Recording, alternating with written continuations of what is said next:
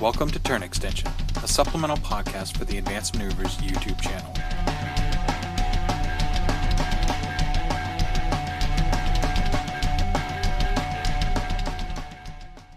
Hey everybody, welcome to another episode of Turn Extension. My name is Tony, or Polar Bear Cub on the forums. This is Gaston. So today, last week I guess you had myself and Devin. This week you have myself and Gaston. So, yeah. I mean, really, myself and Gaston is all I've ever needed. That's true. That is very true. It's almost like the dynamic duo. Yeah, we'll go with that. Yeah, we're definitely going to go with that. That's what it is for the dynamic duo. Colin nodded on Robin. That's cool. I'll be Nightwing. What's a Nightwing? Nightwing is Robin whenever whenever Dick Grayson gets kicked out. Okay. I'm going to calm you down right there, buddy. Which movie was it in? It wasn't in any of the movies. Then it didn't fucking happen and no one saw it. God, get out of here. Whatever. You know what? Let's not If talk it doesn't about... happen in the movies, no one cares about comic books. Let's talk about Warmachine. I'm just saying, like, 18 billion people have watched the Batman movies and, like, 8 people have read the comic books. There is definitely more than 8 people that have read the comic books. Definitely 9? more, sir. Like, at least 8.5. Your mom was lying to you, okay? So it's actually 7. My mom thought She was just saying that super to make you dorky feel to better. read comics anyways.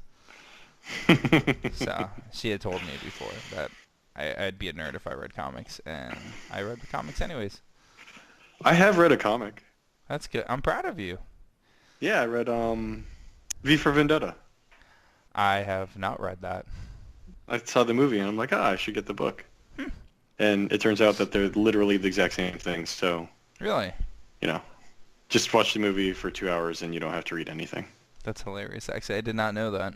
All right. I mean, I enjoyed it. So, anyways, yes. Yeah, War so, Machine. We War talk Machine. about more than just comic books here. I know, way more than comic books. So, a couple cool things happened this past week. So, last Tuesday, we had SR17 roll out. So, it was the official rules for the new champions and the new masters. Hot takes. What are your thoughts? Well, I guess not hot takes anymore, but what are your thoughts, Gaston? I don't actually remember what the changes to masters were. I guess you play some lists and it's normal. Yeah, I mean, pretty much the biggest changes was no DNC anymore, which is pretty big, I think.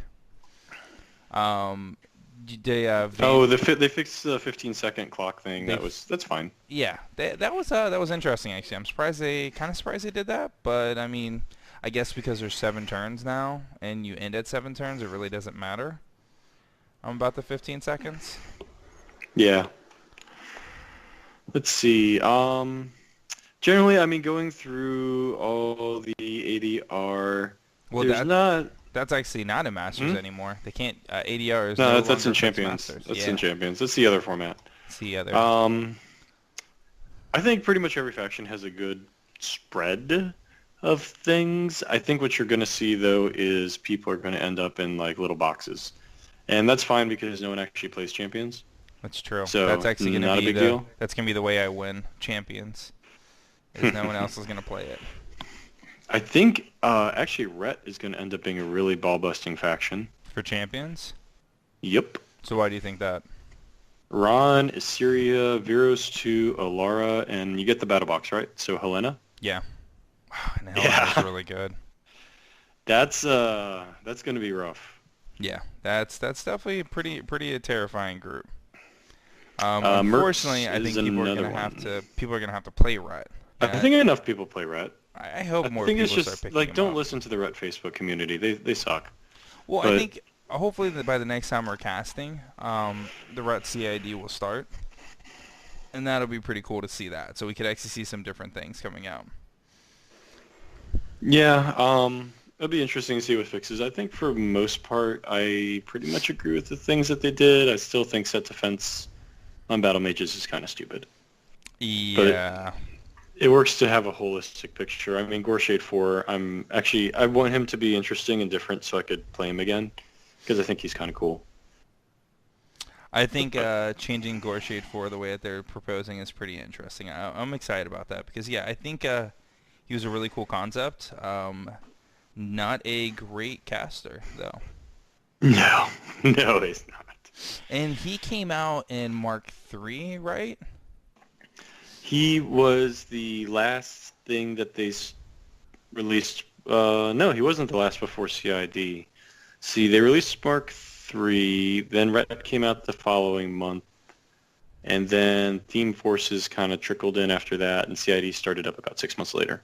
Okay, so he was released in Mark 3 though, so he never had any Mark 2 rules. Correct. Okay. Because Minions was the very, very last of Mark 2, because we got the really good Splatterbore for, like, I think literally 2 days. Probably. And then it actually got nerfed. And you're like, good, for good, damn good reason. It's probably why they brought him out so powerful. I still feel like that's why Legends was as strong as it was, because after Legends came out for Mark 1, that's when they came out with Mark 2 shortly afterwards. Why would you make them different? Like, why would you spend the time to literally make 2 different rules for the same model when in 2 months, like, the model was literally legal for 2 days and then it changed? Why would you just even to waste make your time? people so excited about having the model and then rain on their parade so they can reminisce? Saved me a lot of money. I ended up not buying 13 lights. That's really good. Did you end up buying any of them? Yeah, I have all 3. Okay, well, that's good. Yeah, but it's just because we're going to do the Battle Splatter Batter at the time. Okay. And that took a lot of practice to be able to say, just so you know. Anyways, circling back to CID. Yes. I think Mercs is actually going to be a standout. You've got Gaston, Ashlyn, Magnus 1, Damiano, and Siphon. Okay. And Magnus 1, Damiano, and Siphon are all quite strong. And Ashlyn, I'm not sure, but I think she's got some good potential. I definitely think she does. I think she is a really strong caster in tech, especially with more Crucible Guard stuff coming out with her feat. I think is going to really make her exciting. Yes, I really think especially just the ability with the Rocketman. Yeah, I think the Rocketman will be really awesome because Rocketman and Dash seems really really powerful. And then Rocketman with the Crucible Guard infantry seem really cool too because of their crits. Definitely do a lot for the just in general, so I think that'll make it really fun. That would be good. I mean, Magnus 1 is already just a monster to play against. I don't know if you've run across him much yet. Just his feat is a pain in the ass. So the things I love playing minions because they have so much ambush. Yeah, that actually does help a lot, especially against Magnus's feat. Yep. And Damiano is just always a strong all-rounder, and then Siphon. The Cephalics are always in kind of a weird spot. I think Siphon's actually undervalued, but Thexus is probably the stronger of the two. I definitely agree with that. I think yeah, I definitely think he's a lot stronger of the two just because of what he can bring. I think what's his name again? I almost want to call him Syntherian, and I know that's not the right name. Thexus? No, not Thexus, the other one. Siphon? I think Siphon, he's interesting, but I just don't know if their monstrosities are nearly as cool as their units. Yeah, I mean the units just perish so quickly, but I know one of our locals was real deep into Thexus, and I challenged into a game with Jaga because it's my anti-infantry versus his 40 infantry, and we never got to play it, which is a little sad. I'd be curious to see how that goes. So I'll have to try to see if I can't make that happen. Try to convince him to play again, or play that list. Yeah, I mean he's playing. He just plays like 18 different factions. Which is really impressive, given that there's only 13 in the game. That is very impressive. 14 now? Well, I guess if you consider the different mercenary themes as different factions, that would work. Yeah. Let's see. Trolls. I think Gristle's a sleeper. Borka, if you haven't played against Borka 2, is a colossal pain in the buns. Borka 2 is going to be very powerful, especially in a limited format like Champions. That's very concerning. Yeah, I mean, I have a plan for him, but it's not the world's greatest plan. It requires really tight play on my part, and the Borka player has a lot more freedom than me, which is always annoying. Yeah. See, Circle will be a massive pain in the butt because of Kruger 2 and Wormwood. You got Makeda 2 and Jalam and Morgul 1. I'm not sure what themes are available to them, but I mean, Makeda 2 has the kitties. Pretty sure that's the right Makeda. I can't remember now. Jalam has been pretty good. And then Morgul 1 with the Minions theme. So I don't know. Those might just kind of be yellows for Scorn, but that's a pretty good list. Animag is awful. If you have not played against Animag, it is... It's awful to play against. It's not awful to play. Yeah. Animag Yeah, is, prepare is for a, some butt hurt. Yeah, Animag is a super strong caster. A lot more powerful than I thought she would be during the CID. I kind of just thought she would kind of go under the table. And damn, I was wrong. No. No, not even close. Yeah. It is an incredibly strong list with Primal Terrors. And again, I'm not bothering to read what themes that they're allowed, so I'm assuming Primal Terrors is there because she's there. Yeah. I'm almost Minions positive is Primal Terrors. nothing to see in Minions. Oh, Nothing, really? Just move past that. No, Minions is really strong. I'm not excited about what you got. Jaga, you got Helena, right? Helia? Who do you got? Helga? Helga. I got that's her name. Arcadia, Sturm, Barney 2, and Jaga. Fucking A. Well, the thing with the Minions is they kind of fucked pigs over again just because that's what they do, where you can't actually take Arcadius and Sturm as a pairing. What do you mean? It's either Gators and Pigs or Gators and Gators. Because the two themes are Will Work for Food and Blind Water Congregation. Rough. So, yeah. But I don't know, it's not like I haven't been rocking out Arcadius and Jaga. Yeah. And then rounding that out is Grimkin. I'm not super excited about their roundup. I skipped all the Warmachine factions I thought were boring. I mean, I look at it from playing Minions, so I'm like, Old Witch 3 is pretty easy for Arcadius to kill. The Child is pretty easy for Arcadius to kill. And the King of Nothing is annoying, but pretty easy for Arcadius to kill. I think that the King of Nothing, I think it just really unlocks, you just have to have a person that's played King of Nothing a lot and lost a lot in order to understand how to use King of Nothing properly. So I was actually, like, I really like Grimkin. I think they're really interesting. Mm-hmm. So I was kind of quasi-dojoing them in my brain, and I'm looking at him, like, with Rattler spam, because they're, like, what, 8 points or something like that, and then you can buff them up to, like POW 19, and you can just trade really efficiently with them, and, you know, it's 8 points, so they, you know, his aura is going to debuff him, but you don't really care. I mean, it's 8 points, you know. Okay, I'll trade 8 points for heavy. I don't give a shit. Yeah. And then you don't want to take the death knell either because he makes a little cloud wall. So you skip past the death knell.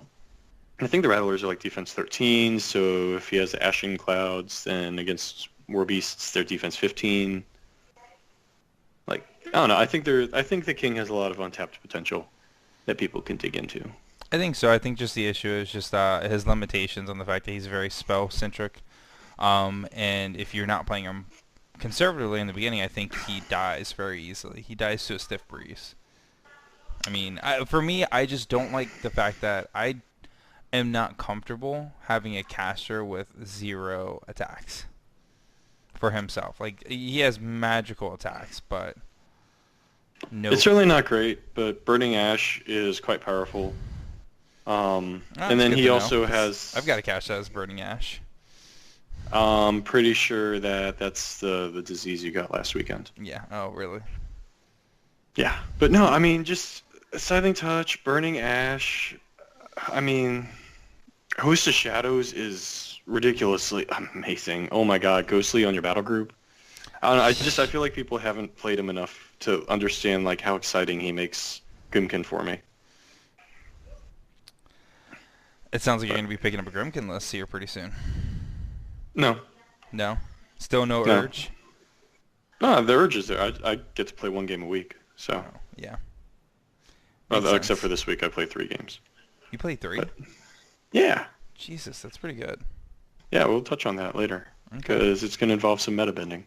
So no, I think every faction's got a fairly reasonable stack of casters that they can take in Champions or whatever it's called now. Those are just the ones that, as a Minions player, concern me looking at matchups. Okay. And I have to assume that everyone sees things from my perspective. I like it. I like it. Since I am currently looking at playing Crucible Guard a lot, I don't know what my champions is going to be. So I'm assuming my guess is going to be Silvestro, Locke, and Lucas, which Lucas is not out until probably about October. And you've got Locke and Silvestro are going to be out in about a week, the 13th of July.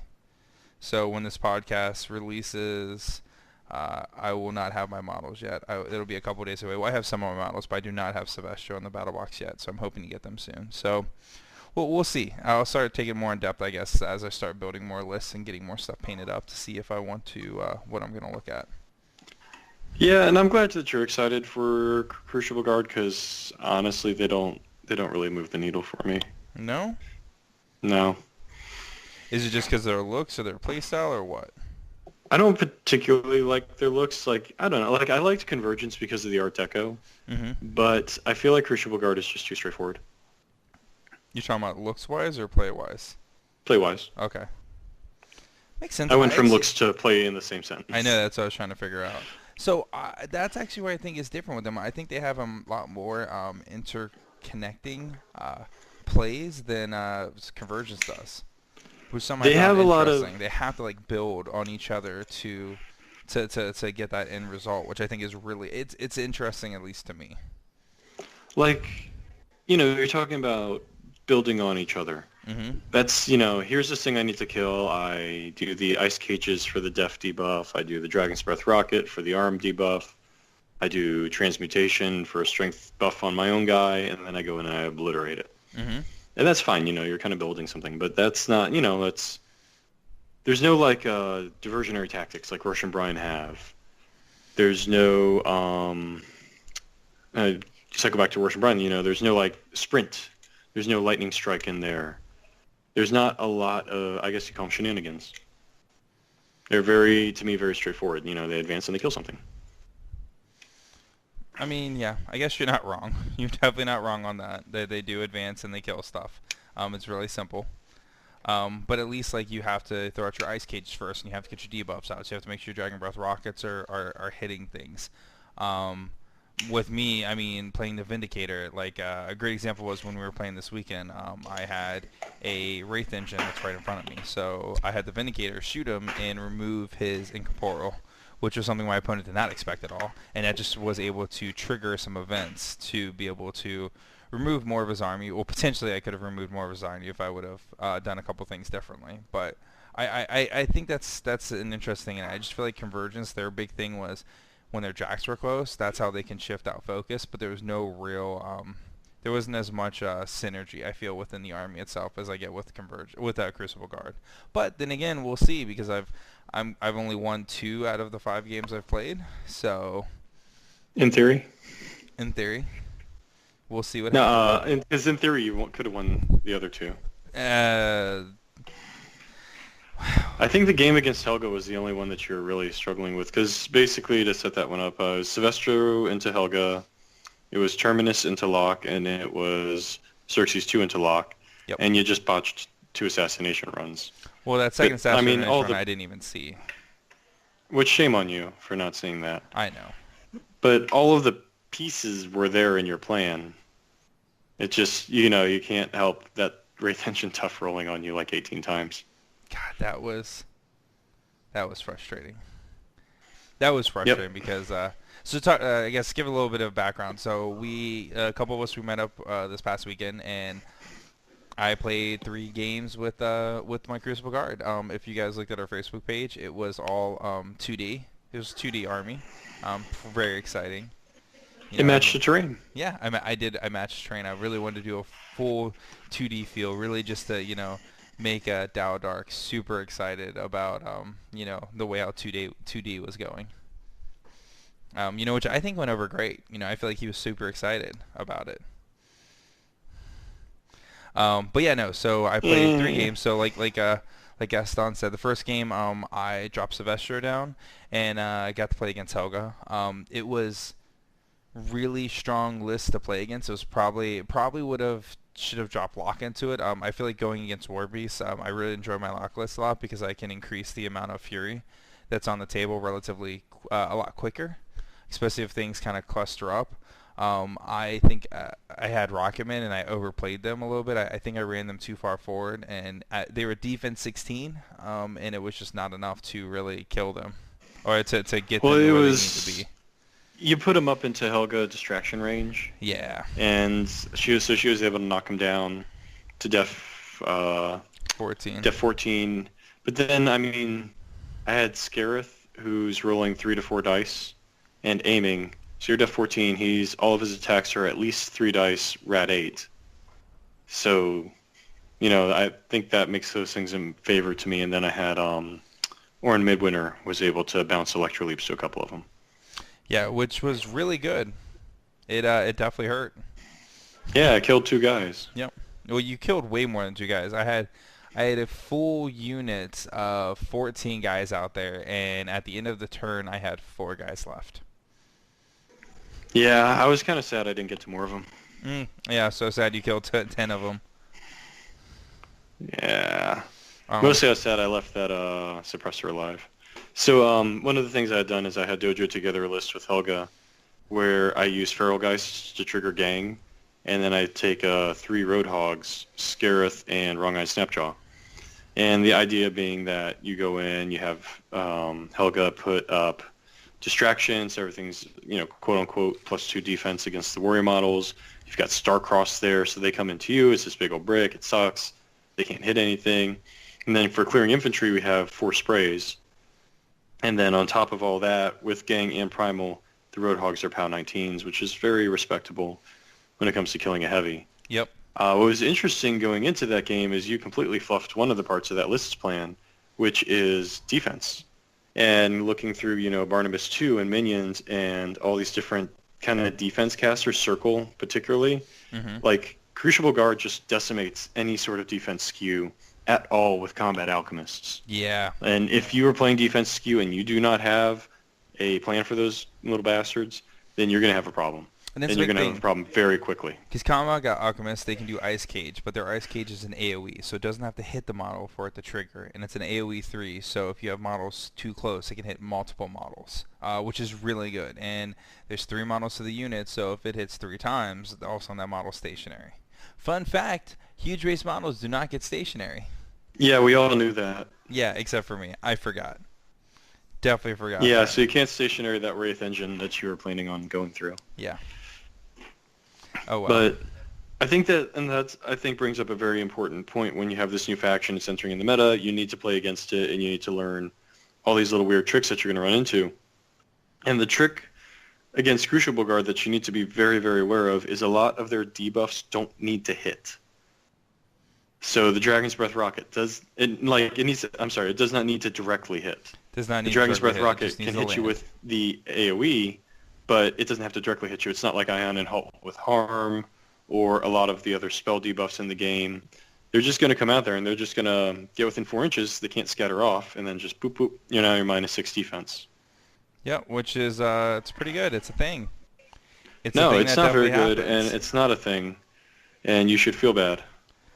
Should not feel bad because I lost, so definitely don't feel bad about it. If I would have won, probably would have felt a little bad.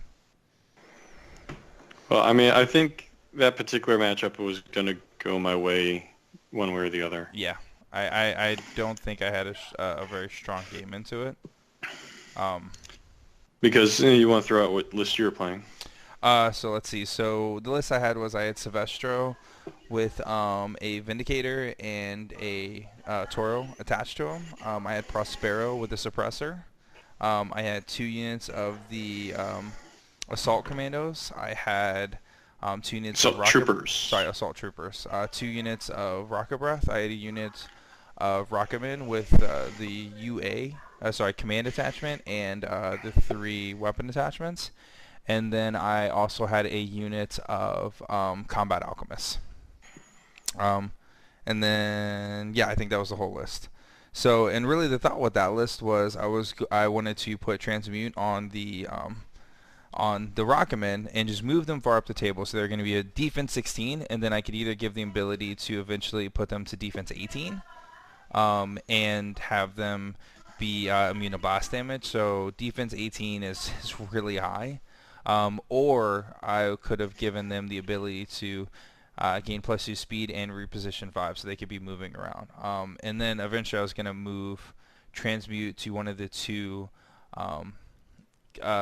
assault units to kind of bounce them back to be able to give them additional hitting power and stuff, because they can charge in with Transmute on them. They go up to a POW 17 charge attack, which is really good.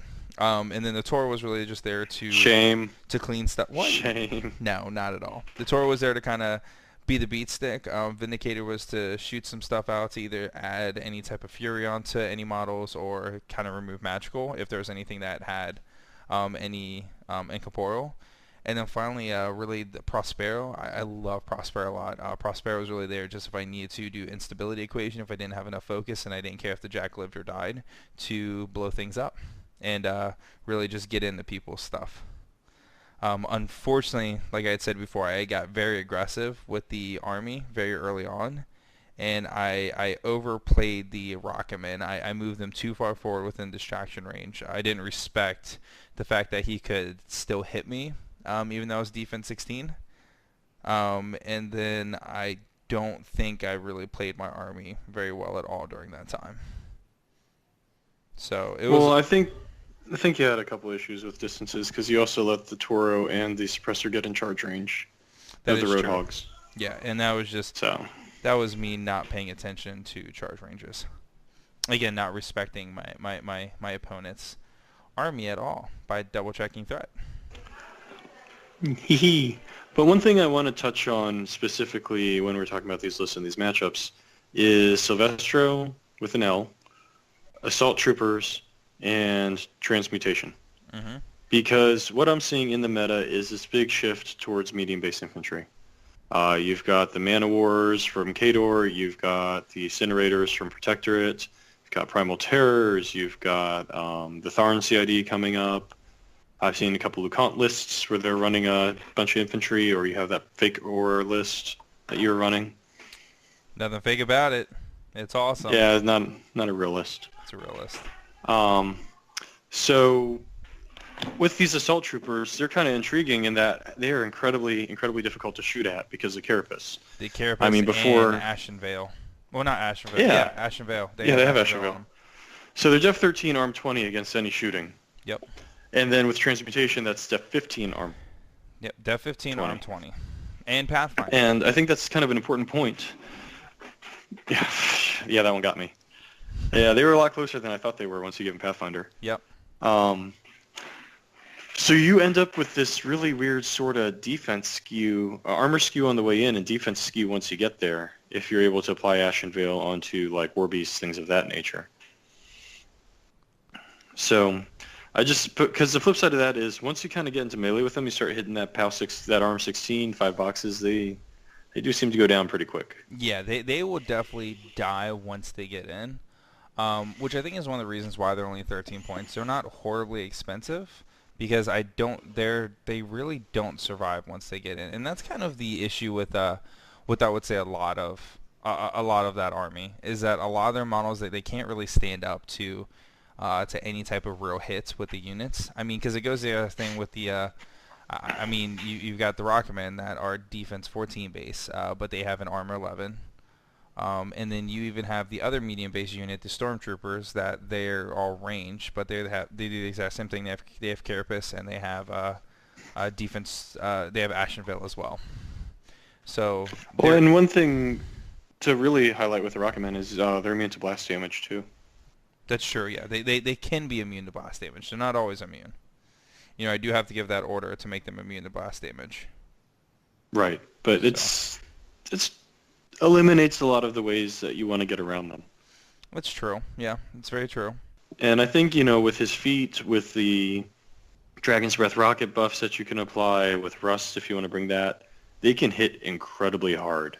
And they can be just so difficult to stop, I think, if you once you get some practice with them. Yeah, and I think that'll be interesting. Rocketmen were definitely my least, it was the unit I was least interested in. But just hearing the talk online, there's a lot of people that are really excited about them. I'm trying to get more excited about them by playing them more. I do think that they do have some good places.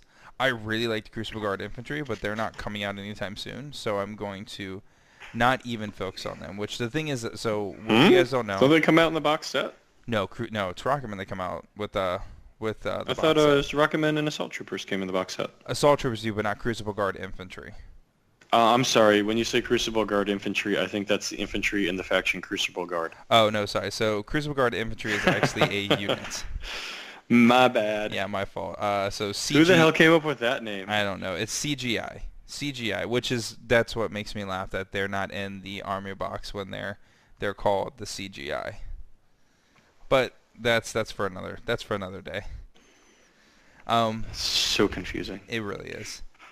But no, like I am no. So what I've been trying to do is I'm focusing on playing models that are coming out within the next couple months, because my goal is to try to play in somewhat of a decent capacity in the next few months at Nova Open, and I'd like to only focus on models that are going to be out by September, which limits a lot because now I don't have Mark, I don't have the ability for a Vulcan, I can't use Lucas. That is could have picked up at Lock and Load, and then you don't have the Relic Interceptors, which I think the Relic Interceptors are going to change a lot. They're going to change my list a lot from what I'm playing now to what I'll probably be playing in the future.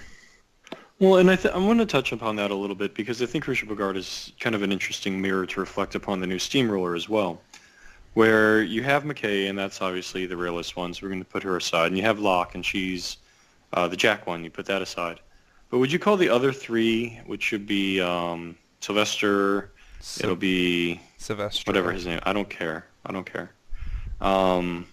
Gearhart and Lucas. drawing a blank, Lucas. Would you put them in a combined arms capacity? So Silvestro, definitely I would, and really because the fact that he has super fuel, transmutate is a friendly model, not friendly faction, so it could go on a mercenary unit, it can go on a warjack, it could go on a unit. Super fuel gives him the ability to add +2 speed to all constructs within 5 inches. So busted. It's really good. Gearhart, I think he's good with a combined list. I definitely feel he is more infantry focused. I feel like out of all of them, he is definitely infantry focused just due to giving deflection out and the ability to give snipe, and he can give prey. And I think prey is, sorry about that. I think his feat prey is really important for units to be able to target select models. I don't think it works as well with Jax. It could. I don't think it's as exciting. And then Lucas is another weird one because I think Lucas, he can put out Ashen Veil. He's definitely a spell slinger. I've seen people build lists with a bunch of units. I've seen them build other ones where he has a bunch of warjacks. I think he's gonna fall. I think him and Sylvester probably combine, and I would put Gearhart as more of an infantry. Well, and the reason I bring it up in particular is because of SR18. They released a new packet. There's 2 new scenarios, which are Mirage and Other Scenario. Invasion. Oh, I thought you were just going to keep calling it that. Mirage and... Other Scenario? It's Mirage Scenario. and Other Scenario. Yep. That's pretty good, because after a year of the last 6, I don't know any of their names either. Exactly. It's like Barbell and Wrestling Belt and something else. Barbell changed, by the way. I feel like there was at least when we played it, I don't think we put objectives on the table. Barbell's always had objectives. I don't think we played it with objectives this last time we played, though. This past weekend. I don't remember there being objectives on the table. I don't think we played Barbell. I thought we did. Oh, I'm sorry. I'm talking about Wrestling Belt. Oh, okay. Sorry, I'm looking at the wrong one. Yeah, Barbell's gone. Okay.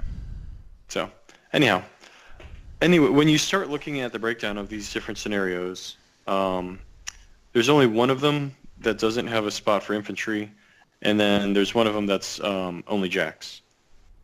So the other 4 are going to be things where you need infantry and jacks to score, and then the remaining 2, it's infantry or jacks. So I'm kind of wondering if you're going to see this push more towards combined arms in the lists, so that way you can kind of score more of the zones. And the other thing I found is that particularly Mirage is really weirdly live. It is really weird. Because it'll basically be like dead until someone scores 4 points in a turn. And Mirage is going to be the weird one because when I used to play, when I used to run tournaments, a lot of things I would try to stay away from was because they used to have, they've always had stuff where, hey, either certain units or something like that, they could score. And I always try to not have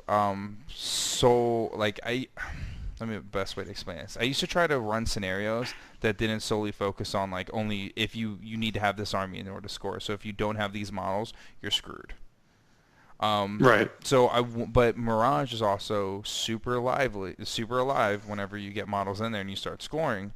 So I wonder what tournament organizers are going to start doing, if they will be putting Mirage out there, or if they're going to say, hey, you know what, we don't like it because if you have heavy warjack, like I'm thinking Destruction Initiative, I have 0 units in there except for unit mechanics. My whole goal for that thing is, unless if I'm going to drop Aurora down there, or some other that's a unit, but if I'm playing Destruction Initiative, I've got to go for a caster kill because I'm not going to score any points ever. So I don't know if I agree with that, because one, I think TOs are definitely going to grab Mirage, and it's going to be like the new favorite, just to piss off everybody. But the times that I've been playing it, and this is a comment I gotten from one of my opponents, is he's like, you don't really play with infantry and minions, you just keep doing beast bricks. And I'm like, nah. And then he's like, yeah, it's true.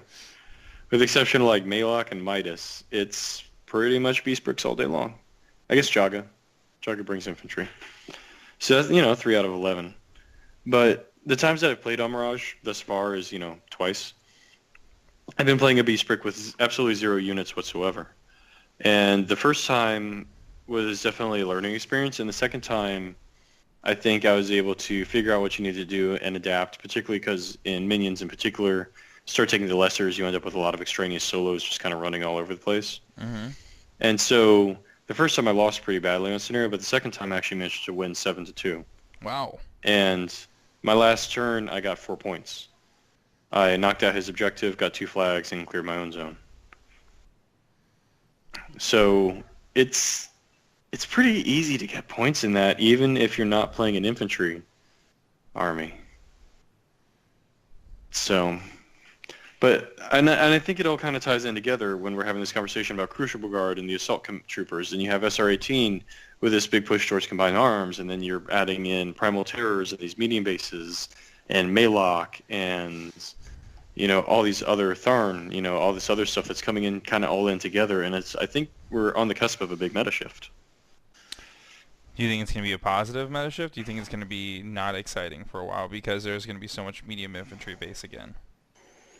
It's kind of funny that I feel like when they went to Mark III that they tipped away pretty hard from the Miserable Me Mountain model, mm-hmm. with, it's all going to be five base wounds now, yep. Until Man of War, until Gators, and then Trolls can share the wounds, and then a bunch of these stuff in Primal Terrors, like particularly the solos, are all 8 wounds.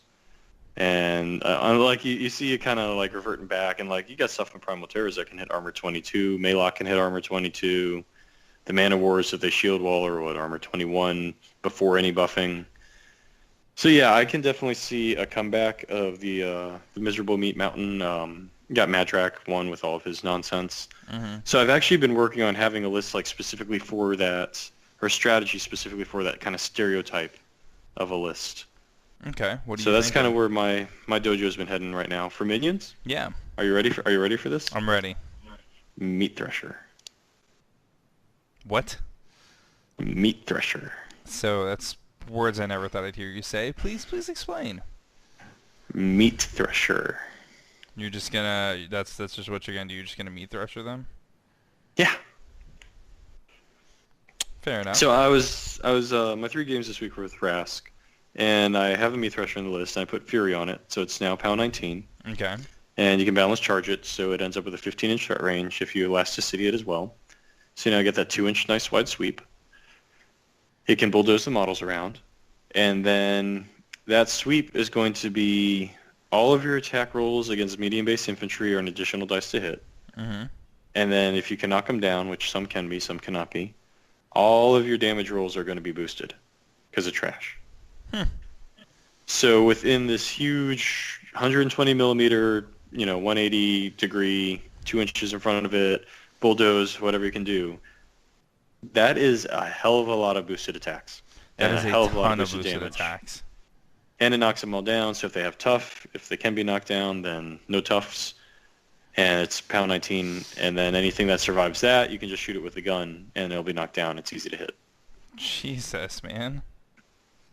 So it literally was able to wrap up, I think like 8 warmongers in one go. Wow. Now, I lost that game, but so Really? let's So not you get too lost low it, but out. you still that's a lot. Well, the part of the list I was testing out worked. Is just the rest of it was all user error. Yeah. Um, yeah, leaving GoLab on 1 health with Scarith was did not make for a happy guest on. No, not at all. Were you playing against Donnie or no? I was, yeah, I Machinist. figures. Yep. Yeah, yep. So, but to see it have that kind of success made me really excited. So I think that it's going to be a really good piece coming up into this meta, whereas previously it was a piece that had been discarded. And I think that's one of the things where people talk about, oh, there's so many SKUs in this game, and there's all these models that are sidelined, and blah, blah, blah. Well, as things shift, models that were previously not too good elevate in their usefulness. You know, we always kind of said that the biggest problem with the Meat Thresher is that it had all these conditionals. You know, it was on a smaller medium base, you get the additional die. On a knockdown, you get the additional die. It's got volley fire, so its gun is better the bigger your base size is. You know, conditional, conditional, conditional. So it's not this good general use. So for the past 2 years, the general use hasn't been there. The Meat Thresher is not good into Warjacks particularly well. But as this meta kind of continues to skew with all the CIDs and PP really focusing on that, I think, you know, you need to go back through each of your individual factions and reevaluate things that could play into this new meta, this brave new world, where you're looking for things that have chain weapon for shield wall incinerators, chain weapon for shield wall mana wars, or for the what are they called, suppressor tankers, things like that. So I think, you know, you're starting to see a whole new set of abilities become valuable again. That's an interesting way to look at it, and that's something I wouldn't have thought about. That's why I like coming to you to talk to you about stuff like this. Would you like to see what it does to assault troopers? No, I'm good. Because Ashen Veil doesn't work on constructs. I know that. Trust me, I know that very well. So I'd be excited for that run. God, that's actually a really good point. That makes me I guess with this change into, you know, the medium-based amateur, I guess it's gonna be a good thing to try to start looking at holistically to see what is good for each of your factions, what they should be doing. I mean, I've got a lot to do for my Crucible Guard, it looks like, in the next couple months when I'm starting to plan for Nova Open. And I think one of the things that you're also going to see is an increase in control, the value that people assign to control abilities, where if you can say your opponent's running like 3 units of medium bases, if they interweave them, then you can control 1 unit and lock another unit down because they're interwoven, or you can control a flank unit and then you can take your opponent army kind of piecemeal. If they're like a Maylock posse spam, they don't like being knocked down. So why not P. Krios? You roll in, you knock down his whole damn army. And then you can kind of have your way with him for 2 turns, and there's not much they can do about that. That would be pretty awesome. Hold on, I'm about to sneeze. Or not. Never mind, I lied. Wow, you know, here I am dropping like gold-ass nuggets on you, and you're like, let me cover him with snot. Hold on, man. I had to sneeze. It wasn't my fault. I thought I was going to sneeze. I didn't even sneeze. I don't know if I should be happy or sad. Screw you. But no, I mean, so you look at who plays P. Krios, you know? Nobody. It's just, you know, he walks forward, he pops, and he drops. It's probably the most beautiful sentence in the game is all enemy models in your control area knocked down. It's one sentence, but it means so much. It really does. Honestly, I'm wondering why more people don't play Krios, because he's a great caster. And yeah, just his feat is really strong, and it's a really good feat. Knocking out models that remove so much stuff. It doesn't remove shield wall, I mean. Nope. But still, it makes it so all of a sudden you're dropping models down. So if you even just drop them for a scenario play, they have to stand up and they either have to attack or they have to move. So you're making them make a huge choice, which no one's really going to be super happy about making. But in its control abilities like that, or rebuke, you know, you can't run or charge. Or I have Dolly and Scarith in my list because you know what all these medium basic guys have in common? They're living. Well, you get within 8 inches of her, you can't attack her and you can't give orders. So enjoy that shield wall the turn you got it, because next turn you're not going to have it. Yeah, Jesus. provided, I can protect her from, the jacks and all the other gameplay and the counterplay that goes back and forth between your opponents. Correct. So that's a pretty good conversation for today. I think we might be. You got anything else you want to talk about before we wrap it up? No, I think we kind of touched on all the topics. We got to explore your games a little bit, Yeah. my games a little bit, and predict the meta. And we're going to see how good an oracle we are. I think we're going to be the best. It's going to be the best. The best oracles. Yep, the best oracles I've ever seen, ever done, ever will happen. You are all about the big O. I am about the big O. Big O. All right, guys. I want to thank everyone for listening to another episode of Tone Extension. Have a good one. Take care.